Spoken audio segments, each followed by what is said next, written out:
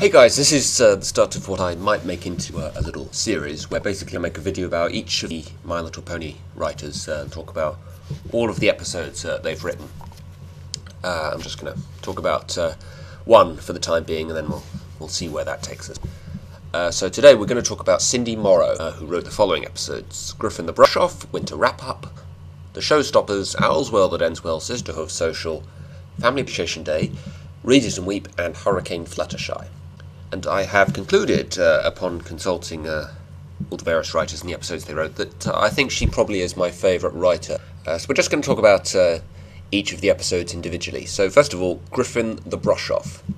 Griffin the Brush-Off for me was, I think, probably the first truly great episode. I think it was the first time that I sort of properly came to realise, you know what, this is a damn good show. This isn't just a sort of typical good kid show. This is something a little bit more. This has a little more sort of substance to it. Get a few more thoughts about society and kids and friendship and stuff going in your mind.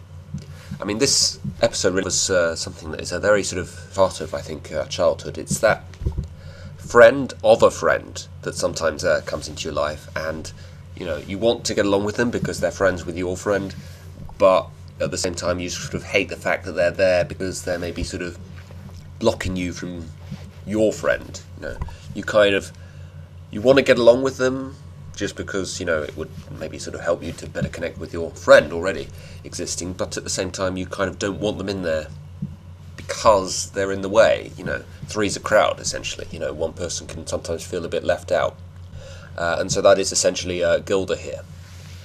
And you know, this is kind of one sort of interesting side of it, where that friend of a friend isn't a particularly nice person. I'd kind of be interested to see them take the other side to that sort of dilemma, when the friend of a friend actually is a nice person. Maybe a friend indeed kind of covers that, but anyway, we're not talking about that episode in this video. So Gilda obviously ends up being not a particularly nice person to Pinkie Pie, and it kind of prevents Pinkie Pie from being friends with Rainbow Dash at the same time, and Rainbow Dash is kind of sort of the middleman. She's sort of kind of oblivious to what's going on, and you can't really fault her for not really knowing or not really being in much position to comment, because Gilda on the one hand is her friend, but on the other hand so is Pinkie Pie. And I think the thing I really like about this episode, well, actually sort of two things, is the first, Pinkie Pie did not get a great you know, introduction as far as I was concerned. I found her pretty annoying and pretty unlikable for the most part. I didn't enjoy any part of when she was on screen for the first like 2 or 3 episodes. After this episode, I absolutely loved her, so I think that's a great sort of testament to how good the writing in this episode was. It made me sort of completely go 180 on the way I felt about Pinkie Pie. The other thing I like about it is you see Gilda sort of being really horrible to Pinkie quite a lot of the time. I think, you know, that kind of abuse is kind of exaggerated from reality. I don't think you know, a friend of a friend who's not particularly nice would be like that in real life. But you see then sort of Twilight sort of brush away, you know, this kind of problem Pinkie has with Gilda, and say, "Oh, Pinkie, you're just jealous." And I got to be honest, the first time I saw this episode, I reacted the exact same way Pinkie did. If you actually saw Gilda and the way she's behaving and what she's doing, Twilight, you know, you would not say that. You know, Gilda's a horrible Griffin.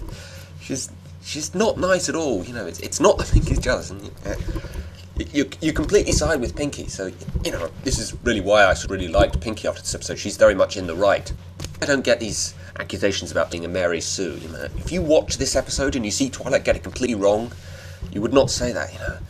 And then at the end, of course, Twilight has to apologise for that. And I think that's great writing. It's like, it's not even the focus of the episode. It's not even like the message. But, you know, Twilight gets it wrong, and she has to apologise for it, you know, and she's one of the good guys, essentially. The other thing great about that is Pinkie actually, even though Twilight's got this completely wrong, Pinkie does actually sort of consider, you know, maybe Pinkie's right, maybe Twilight's right, you know, maybe Gilda isn't all that bad. But, you know, then she watches Gilda again and she sort of refreshes her mind about, you know, the way Gilda's been acting, and it's like, yeah, she's a complete arse, Gilda.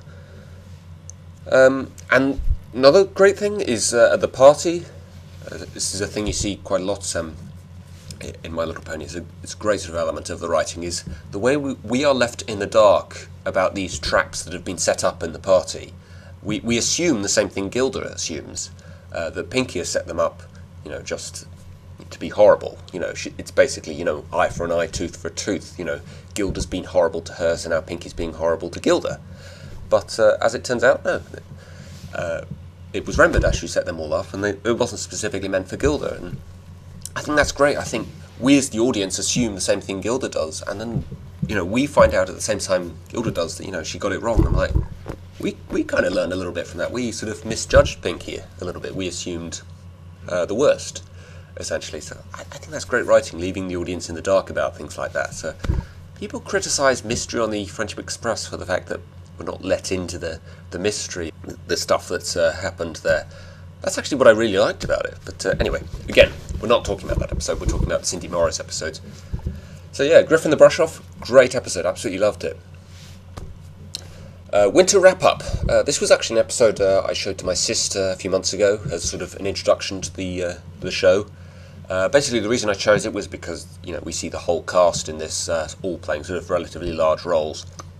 In hindsight, maybe that wasn't the right decision to make because, to be honest, aside from the song, this isn't a particularly strong episode. It's not a bad episode by any means, but it is just a sort of a little bit of fun kind of episode. There's nothing like really sort of solid and strong about the writing of this. It doesn't teach you any kind of really interesting moral or message about friendship or growing up. I think maybe a better introduction really to the show is just simply a good, solid episode with some great writing. And I kind of assumed to be won over by the show, you need to be introduced to all the characters. I don't think that's what it is. You just need to be introduced to great writing, because that's what holds this show together for me. So Winter Wrap-Up is basically just, you know, a little bit of fun, kind of some nice visuals, obviously a great song, but I'm going to discount the song. I don't know, maybe Cindy Morrow wrote it, but I think in this we're going to look at the writing and just look at the story of the episode. The song's great, but if you discount the song from the episode, there's not much else about the episode that's like truly memorable. There's just a lot of sort of nice visuals. We get a little bit more of an insight into each of the main characters. You know, you've got Fluttershy, you know, waking up the animals, and you've got Rarity being very sort of neat and tidy, and ooh, this is the way the nest is supposed to look, and all that kind of stuff, and a few sort of insensitive remarks from Spike. So there's a little bit of elements of the various sort of character traits. There's nothing really solid about this episode that I sort of feel to myself, oh, that's great, I love that. Except the song, obviously. And the scene where Twilight is having a bath in tomato sauce. That was great as well, I think. But nothing really solid about the writing in this. This is just one of those sort of fun little episodes. So you know, this is kind of sort of middle of the road, I would say. The Showstoppers. Cutie Mark Crusader episodes, always like them. I always love watching the Cutie Mark Crusaders, just the little kids going about their business. This kind of makes me want to see Cindy Morrow write another Cutie Mark Crusader episode, because I think this might be part of a story arc of something that ultimately results in them getting their cutie marks, which is, they established in this episode that Apple Boom is good at building things, Sweetie Belle is good at singing, Scootaloo is good at being agile, I guess, and that ultimately, I guess, is supposed to be the talent that will ultimately become their cutie mark. So I kind of wonder, is this something, you know, Cindy Morrow has planned for future episodes? You know, she's going to continue this story arc. As of yet, we've not seen her write another Cutie Mark Crusader episode, so who knows. As far as this episode is concerned, a lot of people really don't like it. I think a lot of people just don't like the CMC. That kind of element to it.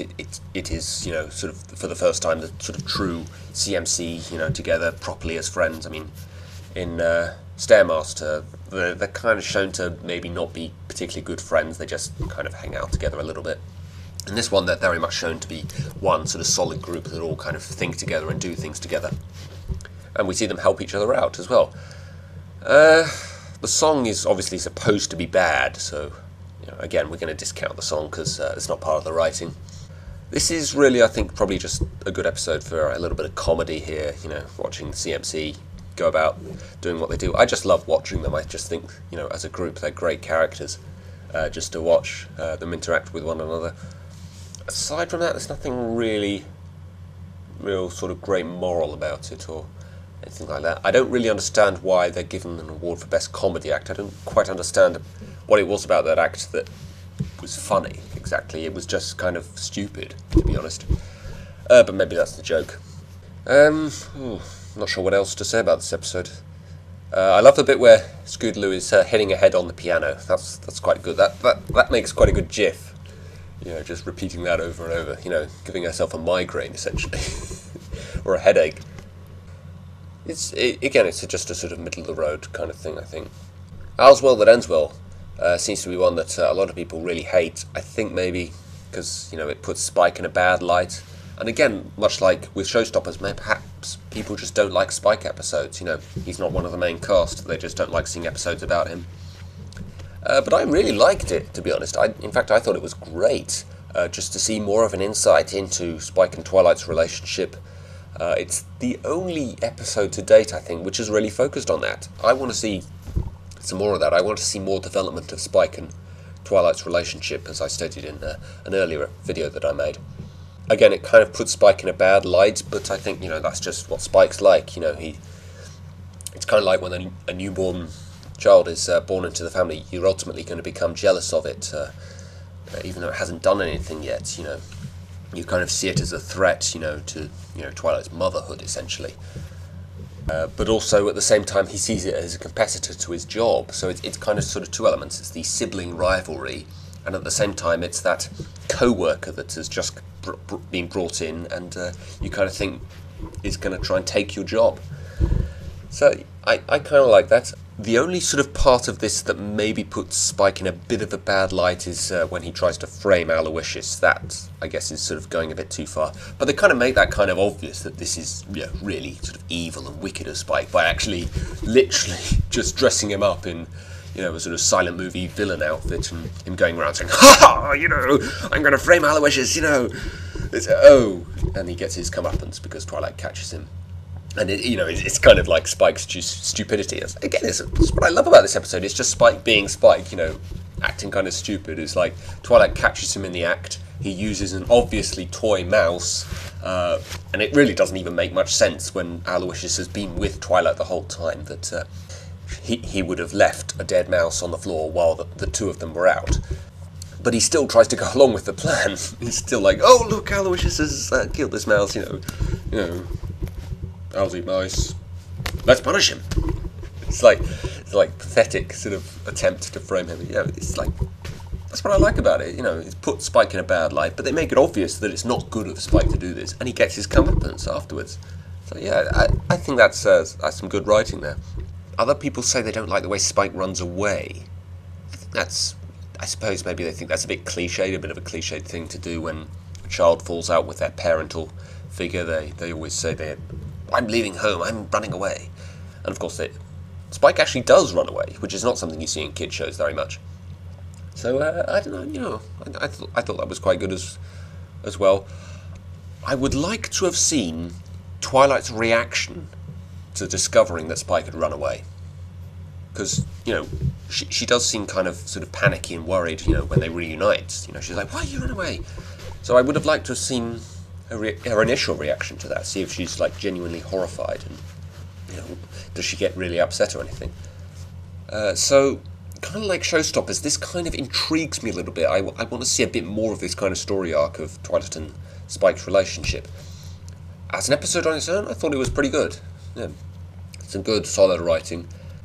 I don't like the way Aloysius doesn't actually talk other than because basically, essentially what that means is he has no personality. He's not actually really a character. He's just this obstacle in Spike's way, essentially. I think it would have been nicer if they'd established Aloysius into, you know, a good person or a good owl, and made it clear, you know, Aloysius hasn't done anything wrong. It's just Spike assumes he's trying to take his job. Sisterhood of Social, loved it. Absolutely fantastic episode. It just touches on such a major part of my life, siblings, and having siblings, and the way, you know, you can kind of get along with them sometimes and also not get along at the same time. The literal, almost love-hate relationship that you have with your siblings. Obviously this does sort of narrow the audience that this would appeal to, because not everyone has siblings, and not everyone has siblings maybe that they have that kind of relationship with. This just, you know, struck a chord with me. It was just perfectly written for me, because this is completely the kind of relationship I have with my sister. This is absolutely the kind of way we grew up together. It's just it felt so natural and so realistic. Just watching Sweetie Belle and Rarity, you know, interacting in the way that they did, and the way it's shown from such a neutral perspective, I think that is wonderful. That is.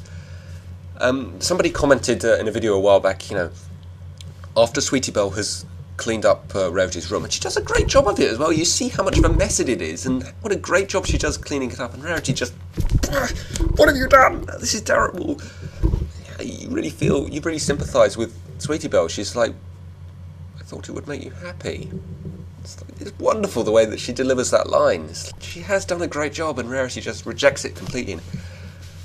And at that stage, I'm like, I really hope that Rarity gets some kind of comeuppance for this. This is really starting to piss me off, and that of course is exactly what happens. She realises for herself, she doesn't really get comeuppance, but she realises that she was completely in the wrong, not only about cleaning up the room, but also the other two things where you can kind of a bit more understand Rarity's annoyance. I think that's a great bit of writing there, you know, kind of showing it from a neutral perspective like that, understanding Rarity's annoyance, but at the same time understanding what Sweetie Belle's intentions were. So yeah, this is a really sort of kind of solid episode. Perhaps it falls off a little bit in the second half when we get to the Sisterhood social and, you know, we see the race and everything, and I don't know, it was kind of obvious to me that was Rarity. But, you know, a great lesson, great moral, and just watching the two of them together is just sibling rivalry to an absolute T. You know, the kind of things that siblings do together is wonderful. Absolute joy to watch that. It's one of my absolute favourite episodes, period. Not just written by Cindy Morrow. This is my favourite of the Cindy Morrow episodes, definitely, but just one of my favourite episodes, period. Family Appreciation Day. Kind of more of a comedic kind of episode, because obviously you have Granny Smith being Granny Smith, basically, you know, just having her on screen is just a great opportunity for comedy. I don't know if there's anything else about this episode that I really loved. You've got quite a bit of Diamond Tiara in this, which is not something I'm particularly fond of. It's not really anything that I can completely relate to. I've never really felt embarrassment for my grandparents or my parents, you know, and their behaviour or something. My grandparents were essentially just normal people. I never had these kind of quirky, wacky, not quite with it kind of grandparents as I was growing up. So I can't really relate to what Apple Bloom's going through. And essentially, you know, Granny Smith has always been like this, and yet Apple Bloom's only sort of realised this in the course of this episode. She's allowed Diamond Tiara to influence her in this way. And at the end, when it turns out Granny Smith isn't so bad, you know, she basically founded Ponyville, Apple Bloom kind of sort of does the exact same thing to her. She's like, ha ha, you were wrong, kind of thing. And it's sort of like, you know, again, it's a kind of eye for an eye, tooth for a tooth, you know. You abused me because of my grandmother, so I'm going to abuse you because of your dad needing my grandmother or something. I think that's kind of like revenge almost. I don't know. That doesn't seem like a particularly good thing for Apple Bloom to do. And you know, I just don't like having Diamond Tiara on the show at all. That wasn't really an episode that really called for an antagonist, I don't think. I think it would have been better off without Diamond Tiara. Granny Smith being Granny Smith is just a lot of fun. The bit where they puppeteer Granny Smith and all is completely, utterly far-fetched and everything, but it would never have worked in real life. I think, in fact, I kind of question Miss Cheerly being fooled by that. It's kind of gullible of her, you know, that she would have been fooled by something as ridiculous as that. But anyway, kind of a funny scene at the same time. The Zap apples and the various stages of growing that they go through, that was kind of fun to watch. The flashback scene was also a lot of fun. You know, it's another thing that makes me really want to see more flashbacks from this show. You know, you've got the Cutie Mark Chronicles, and then you've got this episode that's basically it, really, for flashbacks as far as we've had. And then just, you know, the way the Zap apples grow and the various stuff they make from that. Zap apple cider, by the way, is something I really want to see. I want to see the apples try Zap apple cider. And young Granny Smith was also kind of fun to watch. From a writing perspective, though, there was a lot of sort of fun moments in this episode, kind of like winter wrap-up. Nothing really solid about the writing, I didn't think. Didn't like Apple Bloom's behaviour at the end.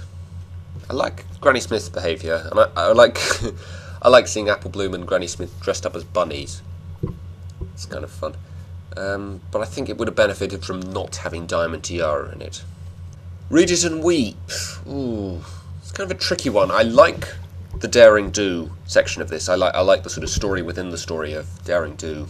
It kind of does make me want to see more Daring Do, and basically the Daring Do fan fiction writes itself after this episode, so I was excited for that reason about it. So the Daring Do side of it was kind of fun.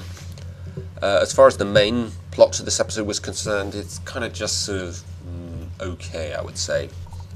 Don't knock it till you've tried it. That obviously is a great message, you know, that us bronies have all basically learned through this show, which is kind of a cool sort of moral.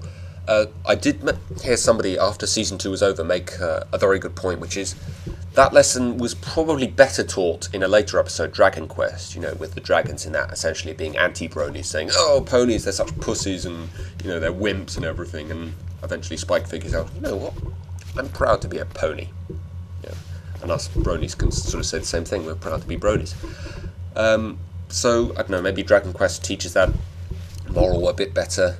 It's basically a message that us bronies have already learnt from just the mere fact that we're watching this episode, so maybe it's not so strong in that sense, but I guess it's not written for us, it's written for kids out there. Dragon Quest, for me, was written for bronies.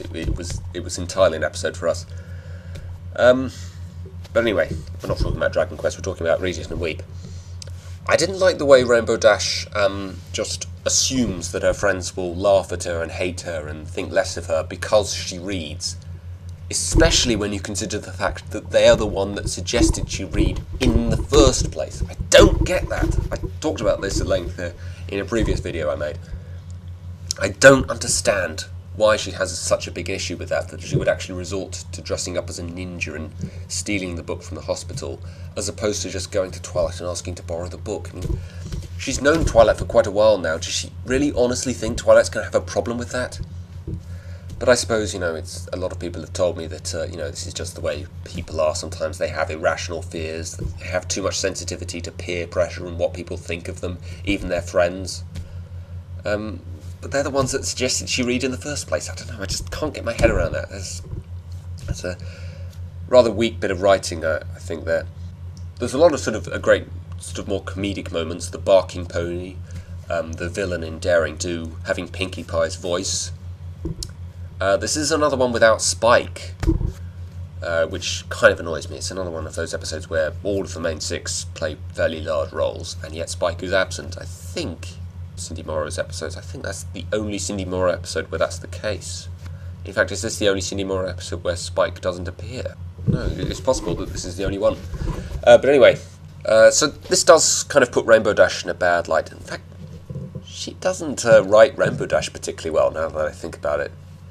I think of the way that she was written in Winter Wrap-Up, Griffin the... I suppose she was in a reasonable light in Griffin the Brush-Off. And Hurricane Fluttershy, a lot of people have a problem with her behaviour in that, but I'll get to that in a minute. But yeah, I just don't understand why Rainbow Dash would feel that there's something wrong with her reading, even though her friends actually suggested that she read.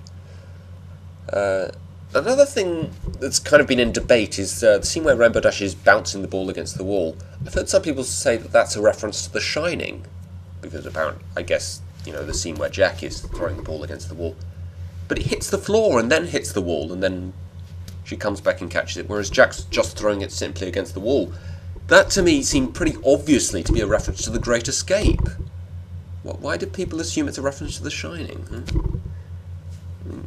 She's cooped up in a room and, you know, with nothing to do, and she's bouncing a ball against the wall. That has to be a reference to The Great Escape. Why do people think that's a reference to The Shining? And another thing, there's another line in there where Rarity says reading is like silk pyjamas on a Sunday morning, or something like that. I'm like, wait, you don't normally wear clothes, but you wear pyjamas? I guess it's like cartoon logic and everything. And then, of course, you see later in the episode that they're all wearing pyjamas. There's nothing else other than the Daring Do part of the story that I found like truly solid and truly great writing or anything. It's just kind of an okay episode with one big problem as far as I'm concerned. And finally, Hurricane Fluttershy. This is another sort of great insight into Fluttershy's character. I think Fluttershy has probably been the best developed of the characters. When she has an episode, we get a great insight into her character. We always sort of see things into her past and how she truly feels about things. A lot of people say they're getting to Fluttershy sort of pussy episodes where, you know, she's like, oh, I can't do this. I think there's a lot to do with that kind of character trait, and I think that's something that the writers should learn to use a lot more. I do like that kind of element to her. I like the way that they haven't really focused on any one particular part of this sort of lack of confidence. In putting your hoof down, it was, you know, not being assertive and not standing her ground and not just letting people walk over her. With this episode, it's more of a sort of physical weakness, that she physically can't fly. You know, and that is a bigger problem, because the way that you are and the way that you behave, that is something you can change. How physically able you are, it takes a much more work, you know, and much more training, I think, you know, to be able to change a physical attribute and your physical ability. I think if I just sort of go out there and I say, I'm going to say to that man, get lost. If I really sort of brought myself to do it, I could, you know, just go over to him and say, get lost.